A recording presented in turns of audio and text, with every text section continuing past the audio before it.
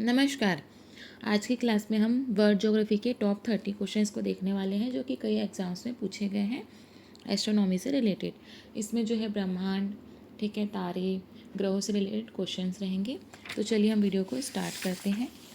हमारे सामने पहला क्वेश्चन है कि महाविस्फोट सिद्धांत संबंधित है, मीन्स बिग बैंग थ्योरी संबंधित है आपका महाद्वीपीय विस्थापन से, ब्रह्मांड की उत्पत्ति से, हिमालय की उत्पत्ति से या ज्वालामुखी के विस्फोट से। तो इसका आंसर क्या हो जाएगा आपका ब्रह्मांड की उत्पत्ति से। फिर नेक्स्ट क्वेश्चन है कि आकाशगंगा वर्गीकृत की गई है सर्पिलाकार गैलेक्सी के रूप में, विद्युत गैलेक्सी के रूप में, अनियमित गैलेक्सी के रूप में या गोलाकार गैलेक्सी के रूप में। तो इसका आंसर है आपका फर्स्ट सर्पिलाकार गैलेक्सी के रूप में, मीन्स स्पाइरल आप देखेंगे स्पाइरल बाइंडिंग होती है ना, तो आकाशगंगा कुछ इस तरह से है। ठीक है, तो चलिए हम आगे बढ़ते हैं कि हमारी आकाशगंगा के केंद्र की परिक्रमा करने में सूर्य को समय लगता है 2.5 करोड़ वर्ष, 10 करोड़ वर्ष, 25 करोड़ वर्ष या 50 करोड़ वर्ष। तो इसका आंसर क्या है 50 करोड़ वर्ष। आकाशगंगा को सूर्य की परिक्रमा करने में कितना टाइम लगता है 50 करोड़ वर्ष। इसे ही क्या कहते हैं ब्रह्मांड वर्ष कहते हैं या कॉस्मिक ईयर कहते हैं। ठीक है, नेक्स्ट है आपका कि तारे का रंग सूचक है सूर्य से दूरी का, उसकी ज्योति का, उसकी पृथ्वी से दूरी का या उसके ताप का। तो इसका आंसर है उसके ताप का। फिर नेक्स्ट है कि वह सीमा जिसके बाहर तारे आंतरिक मृत्यु से ग्रसित होते हैं क्या कहलाती है, चंद्रशेखर सीमा, एडिंगटन सीमा, हॉयल सीमा या फॉलर सीमा। तो इसका आंसर है आपका चंद्रशेखर सीमा। इसके लिए आपको इसे समझने के लिए आपको जो है तारे का जन्म, विकास और मृत्यु किस तरह से होती है वो आपको समझना पड़ेगा। तो इसका जो वीडियो है मैं आपको इसका वीडियो का जो लिंक है आपको डिस्क्रिप्शन में आपको मैं दे दूँगी, आप उसे एक बार ज़रूर देख लीजिएगा क्योंकि इसको आपको डिटेल में पढ़ना होगा, मैं अभी इसको आपको एक्सप्लेन नहीं कर सकती। ठीक है, उसके बाद नेक्स्ट है आपका कि श्याम वीवर या ब्लैक होल क्या होता है, हवाई जहाज़ की उड़ान का अभिलेखक, सूर्य पर एक धब्बा, अंटार्कटिका की एक जगह या सिमट गया तारा। तो ये होता है सिमट गया तारा। ठीक है, नेक्स्ट है कि तारों के कारण घटित आकाशीय परिघटना कौन सी है, ओजोन छिद्र, कृष्ण वीवर मीन्स ब्लैक होल, ठीक है, इंद्रधनुष या धूमकेतु। तो ये होता है आपका कृष्ण वीवर या ब्लैक होल। ठीक है, नेक्स्ट है आपका कृष्ण छिद्र सिद्धांत को प्रतिपादित किया था, कृष्ण छिद्र हो गया, ठीक है, या ब्लैक होल, ये सब एक ही चीज़ है। तो ये इसको प्रतिपादित किसने किया था बताना है, सीवी रमन ने, एच.जी. भाभा ने, एस चंद्रशेखर ने या हरगोविंद खुराना ने। तो इसका आंसर क्या हो जाएगा आपका एस चंद्रशेखर ने, क्या हो जाएगा एस चंद्रशेखर ने प्रतिपादित किया था। ठीक है, फिर नेक्स्ट है आपका कि ब्लैक होल अंतरिक्ष में एक पिंड है जो किसी भी प्रकार के विकिरण को बाहर नहीं आने देता। इस गुण का कारण है इसका बहुत छोटा आकार, बहुत बड़ा आकार, बहुत उच्च घनत्व या बहुत अल्प घनत्व। तो इसका आंसर क्या है बहुत उच्च घनत्व का होता है आपका ब्लैक होल। ठीक है, जो कि प्रकाश का परावर्तन भी नहीं होने देता है और किसी भी वस्तु का वहाँ से पलायन नहीं होने देता है। मतलब कोई भी वस्तु जाती है तो वो उसको अपने में समा लेता है, वापस नहीं भेजता है। प्रकाश भी उसके ऊपर जाती है तो उसको वापस नहीं भेजता है। ठीक है, ब्लैक होल इतना खतरनाक है वो, तो उसका घनत्व क्या होता है बहुत अधिक होता है। फिर नेक्स्ट है आपका सुपरनोवा क्या है, सुपरनोवा विस्फोट होता है तारे में, वो क्या है, एक ग्रहिका, एक ब्लैक होल, एक पुच्छल तारा या एक मृतप्राय तारा। तो ये क्या होता है एक मृतप्राय तारा होता है। ठीक है, तारा जब तारे की जब मृत्यु होने वाली होती है तो उसके पहले की ये दशा होती है। ठीक है, उसके बाद आगे बढ़ते हैं कि हमारे अंतरिक्ष के में कितने तारामंडल हैं, 87, 88, 89 या 90। तो हमारे अंतरिक्ष में जो है 88 तारामंडल है। ठीक है, उसके बाद है कि निम्नलिखित में से कौन सी खगोलीय वस्तु नहीं है, पल्सर, धूमकेतु, कृष्ण मास्टर या क्वेसर। तो इसका आंसर क्या हो जाएगा, देखिए पल्सर है। पल्सर भी क्या है एक तरह का तारा है, ये जब तारे की मृत्यु होती है ना तो उसके आखिरी में जो बिखरे हुए रहते हैं वही है पल्सर, और क्वेसर भी वही रहता है। धूमकेतु भी क्या है एक तारे का एक प्रकार, तारे मतलब तारों छोटे छोटे कण से ही वो बना रहता है अंतरिक्ष में धूमकेतु। ठीक है, इसे पुच्छल तारा कहते हैं।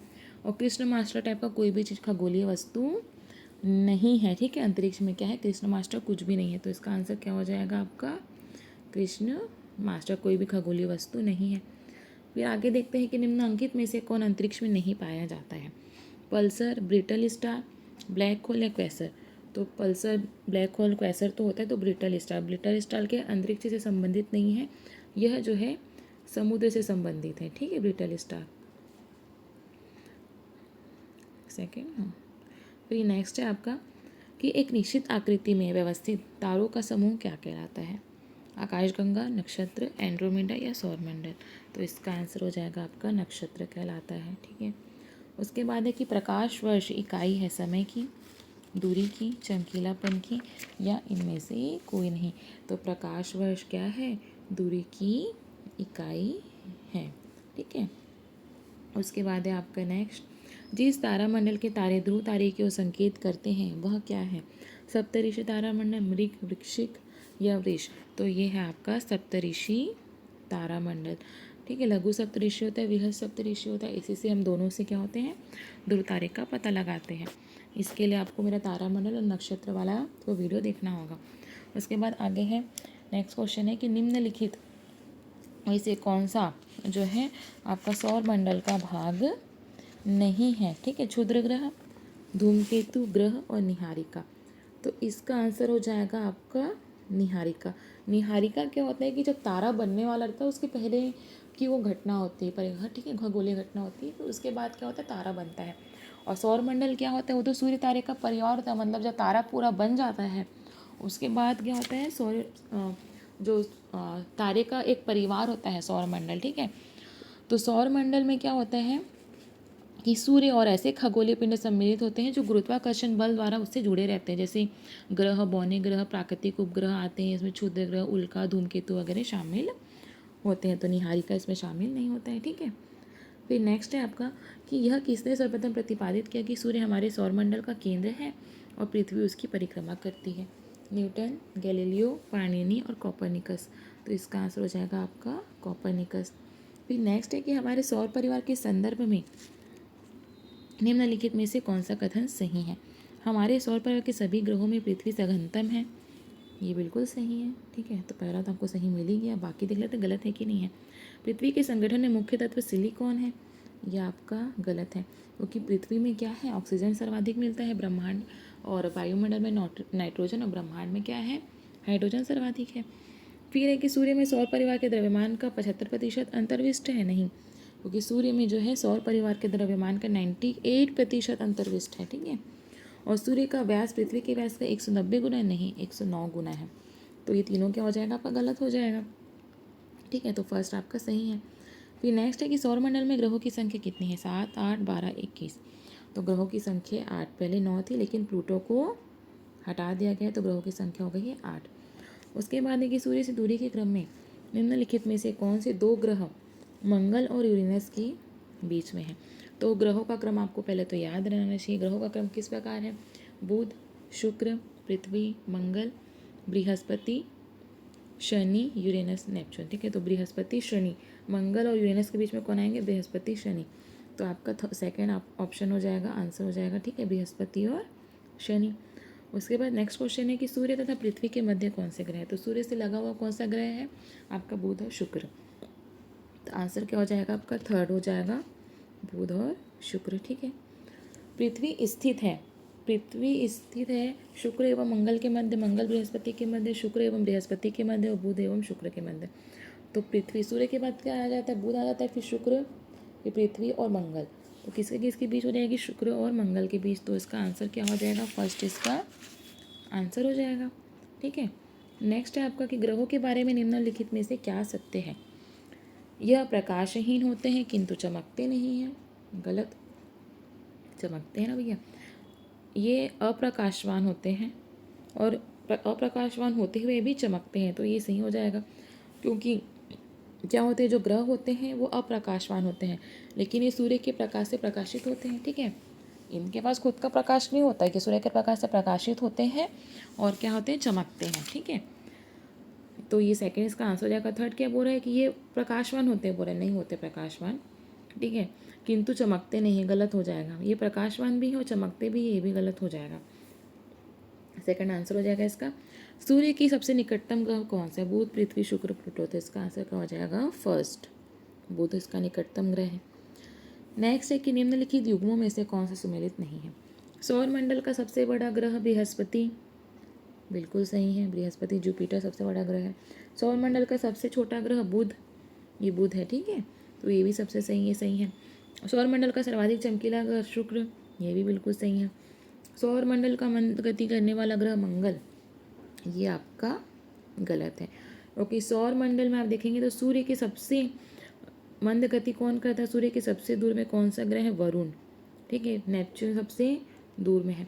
तो ये सबसे, इसको परिक्रमा करने में सूर्य की सबसे ज़्यादा टाइम लगता है, तो सबसे मंद गति करने वाला ग्रह कौन सा हो जाएगा? इसका वरुण हो जाएगा, ठीक है। उसके बाद नेक्स्ट है आपका, निम्नलिखित में से कौन सा ग्रह सौरमंडल का नहीं है? बुध, फ्लोरिडा, शुक्र और शनि। तो इसका आंसर क्या हो जाएगा? फ्लोरिडा। नेक्स्ट है आपका, गोल्डीलॉक्स जोन शब्द निम्नलिखित में से किसके संदर्भ में अक्सर समाचारों में देखा जाता है? भूपृष्ठ के ऊपर वास योग्य मंडल की सीमाएं, गलत। पृथ्वी के अंदर का वह क्षेत्र जिसमें शैल गैस उपलब्ध है। बाह्य अंतरिक्ष में पृथ्वी जैसे ग्रहों की खोज, या मूल्यवान धातुओं से युक्त उल्कापिंडों की खोज। तो ये है बाह्य अंतरिक्ष में पृथ्वी जैसे ग्रहों की खोज। सौर मंडल का प्रधान आकाशीय पिंड कौन सा है? पृथ्वी, बृहस्पति, शनि या सूर्य। तो इसका आंसर हो जाएगा आपका सूर्य, क्योंकि जो सूर्य है वो सौर मंडल के केंद्र में स्थित है, ठीक है, तो सबसे प्रधान आकाशीय पिंड है सूर्य की। नेक्स्ट क्वेश्चन है कि सूर्य की ऊर्जा उत्पन्न होती है आयनन द्वारा, नाभिकीय संलयन द्वारा, या नाभिकीय विखंडन द्वारा, या ऑक्सीकरण द्वारा। तो इसका आंसर क्या हो जाएगा आपका? इसका आंसर हो जाएगा आपका नाभिकीय संलयन द्वारा, ठीक है। तो यहाँ पर जो है हमारा वीडियो कंप्लीट होता है। आई होप आपको वीडियो पसंद आया और आप complete world geography, complete Indian geography with map पढ़ना चाहते हैं, साथ में साथ आप उनके क्वेश्चन भी सॉल्व करना चाहते हैं, तो प्लीज़ मेरे चैनल को लाइक, शेयर एंड सब्सक्राइब जरूर कीजिएगा और कमेंट करके ज़रूर बताइएगा कि आपको वीडियो कैसा लगा। धन्यवाद।